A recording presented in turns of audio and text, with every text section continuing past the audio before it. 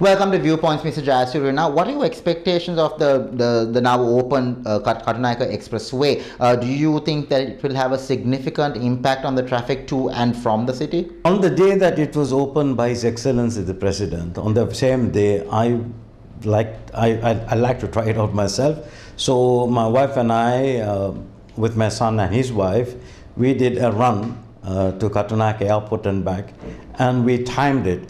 We reached from Palikode Junction. It took us just 20 minutes to get to Kattunayake Airport, and again 20 minutes back to Palikode. Now that was fine, and that was in the night.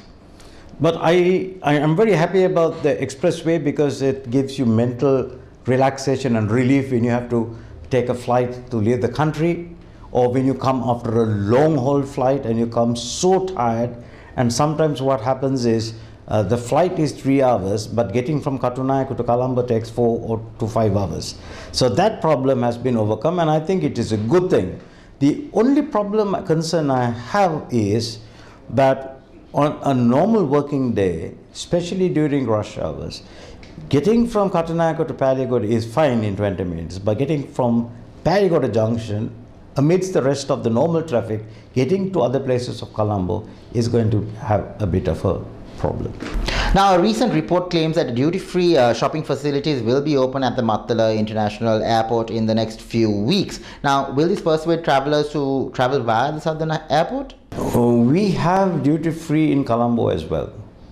So why should someone change his course of flight just because a similar thing is open in Mattala, which is far away?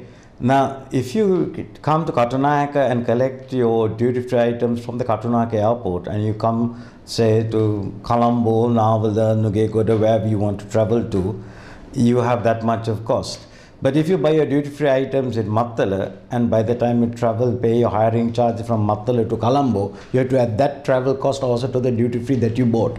So the duty-free in Mattala is going to be a little more expensive than the duty-free in Colombo.